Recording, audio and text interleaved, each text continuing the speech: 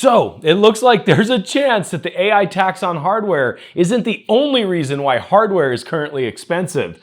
Memory companies might be screwing us through price fixing as well. But unfortunately, it might be legal. Stay tuned. So it seems like we just can't get a break when it comes to computer hardware. Between AI companies monopolizing production capacity while memory manufacturers simultaneously reduce that same production capacity, it leaves us consumers with memory prices that have inflated by 700% in the last 4 years. Most of this inflation happened in just the last 6 months. So Sam Altman gets his hallucination machine while we're stuck gaming on systems that are 3 or 4 years old with no indication on when it'll be economically feasible to upgrade. That's what we're going to talk about today. But first, I got some bills to pay. So check out today's sponsor. Today's video is sponsored by VIP SCD Key. Building a new PC right now isn't cheap. The cost of DDR5 and even SSDs is enough to break your budget. Why let an overpriced Windows license eat into your hardware fund? Instead of paying retail price, you should check out today's sponsor, VIP SCD Key, where you can pick up a valid Windows 11 license for around 20 bucks. Just go to the link in the description below and pick up a valid Windows 11 license key. During checkout, use the code CYBERCPU for a 25% discount. Once you have your key, go to your activation settings in Windows 11 and click the link that says Change Product Key. Enter the product key you just purchased and hit Activate.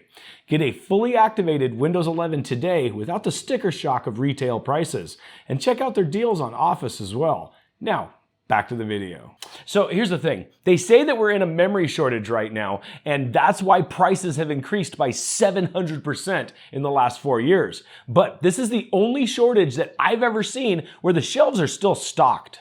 I mean, it sure doesn't look like a shortage to me. When we went through the GPU shortage several years ago, the reason why prices were ridiculous was because shelves were bare.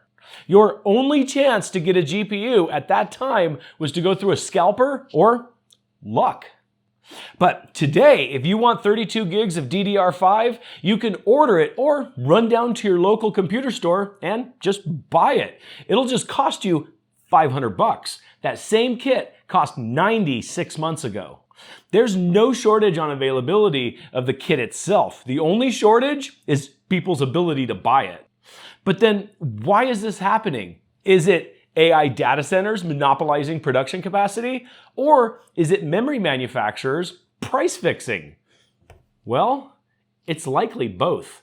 And believe it or not, there might not be a damn thing we can do about it. So the biggest problem that we currently have as consumers is that consumer memory operates on a volume model because it's relatively low margin, while server memory, on the other hand, is high margin and operates on a contract model. Now, what this means is that manufacturers make profit off of consumer memory market by selling a high volume of products at a relatively low margin. Because it's high volume and low margin, that adds up over time if they sell a whole bunch of it.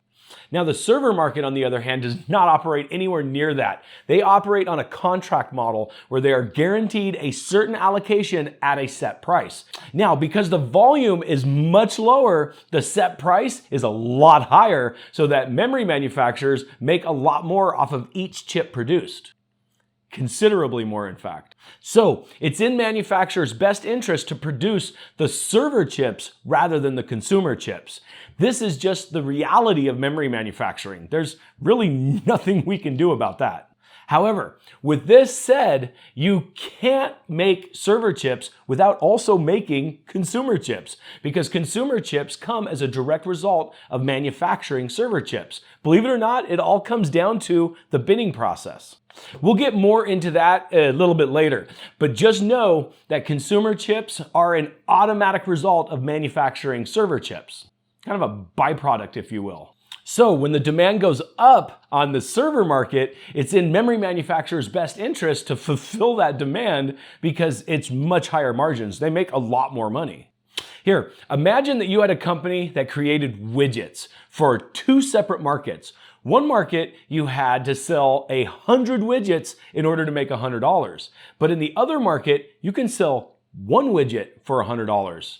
And it would be in your highest interest to sell as many $100 widgets as possible than it would to sell the $1 widgets.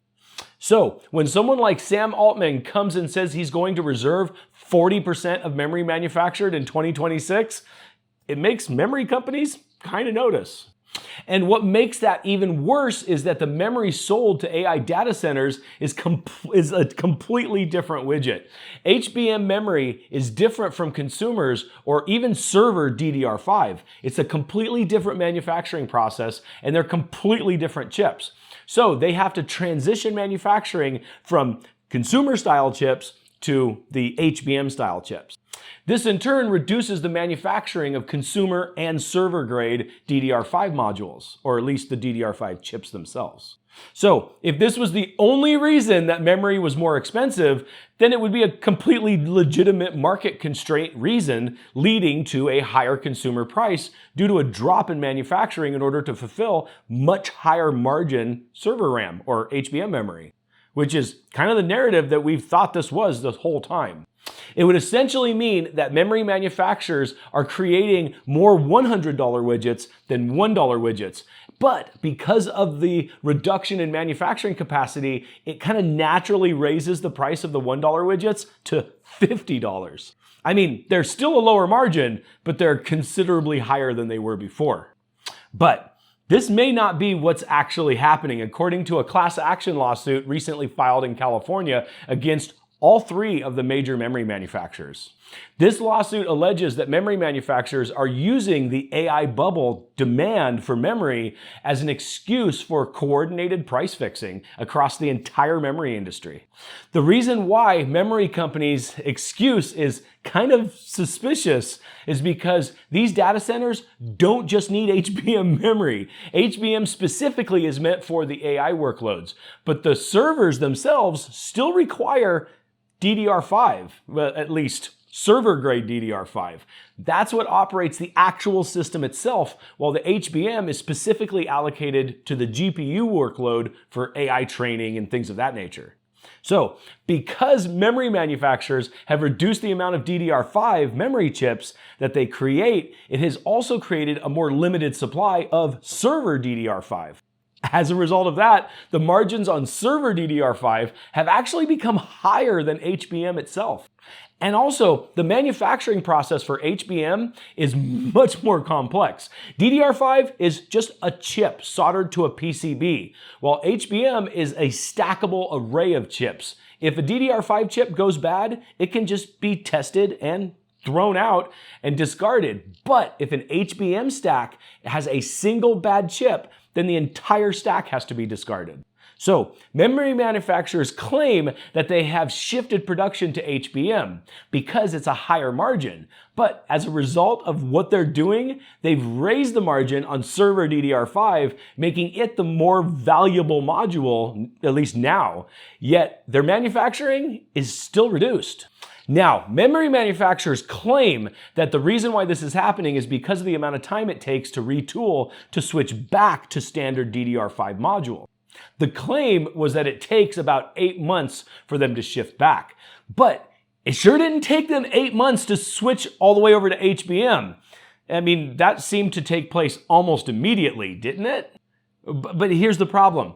If memory manufacturers actually shifted back to DDR5 modules, it would flood the market and drop the price, eliminating those higher margins. So one of the things this lawsuit is alleging is that these memory manufacturers are using coordinated tactics to increase the production of the valuable DDR5 modules while continuing to restrict the market for consumer memory so that the price doesn't go down. Now, I said I'd touch back on this later, and now it's later. But one of the ways that they can do this is through the bidding process. Memory manufacturers consider this process a trade secret, and as such, they don't share this process with anyone.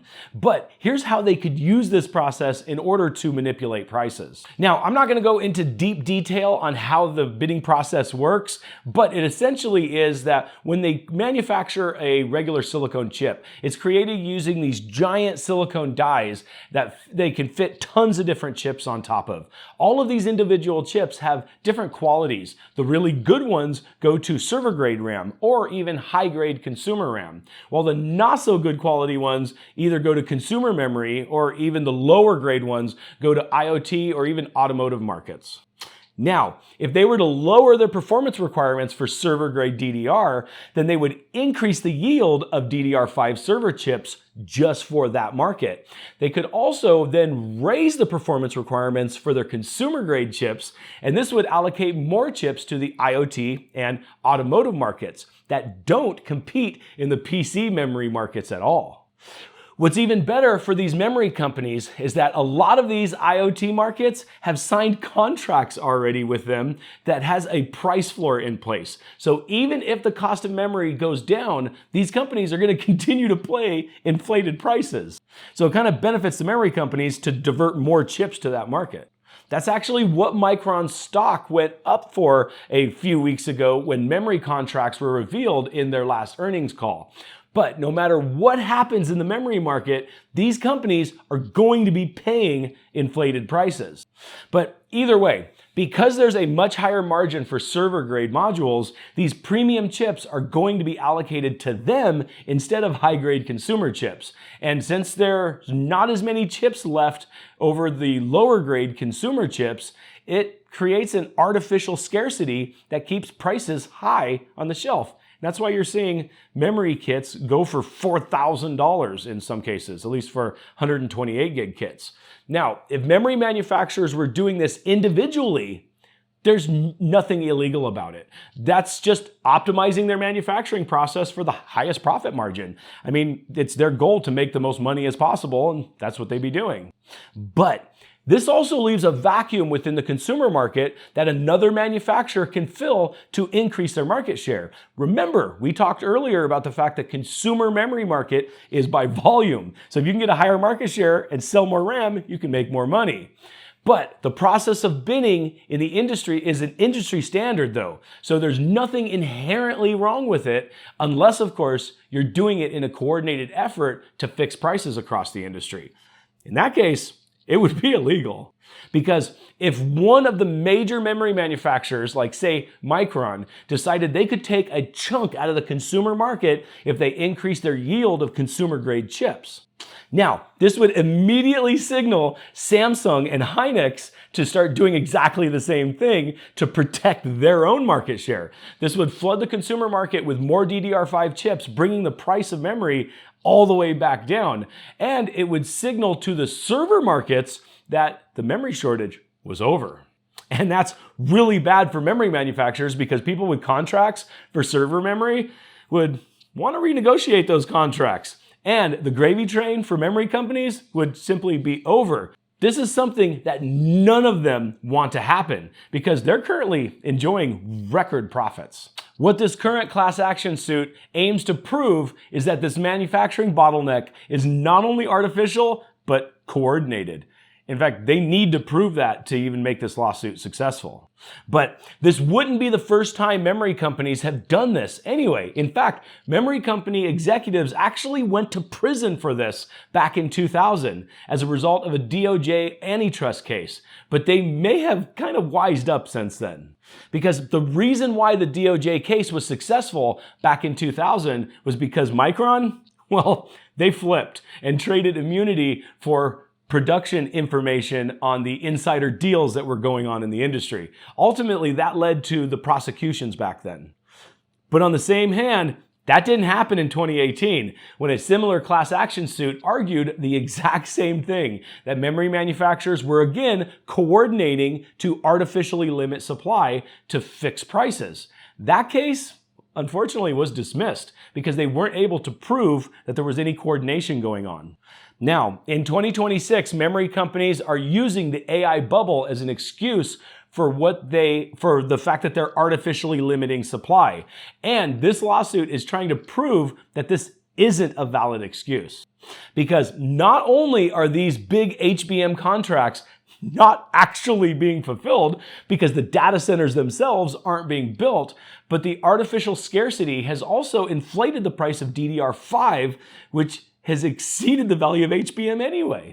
This makes what is happening right now appear from all senses to be coordinated, but it still has to be proven in court. And even if they prove that, it doesn't mean that the price of memory is going to go down, because unfortunately the class action lawsuit is just civil. I mean, it could lead to criminal charges, but it will likely just lead to fines and payouts to the class action defendants.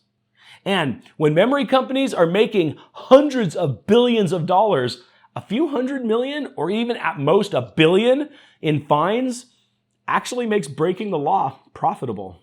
And either way, it doesn't much matter anyhow, because this class action suit will not be resolved quickly. Chances are it won't be resolved until the AI bubble has long popped and hopefully the price of memory has already came down. So in the meantime, I guess we're still stuck with older systems. We need to do everything we can to make those systems run better. So if that's the case for you, then check out this video right here, where I show you how to set up Windows 11 the easy way. In this video, I revisit Winhance. It really is a great way to set up a Windows PC. But as always, you guys have a great day.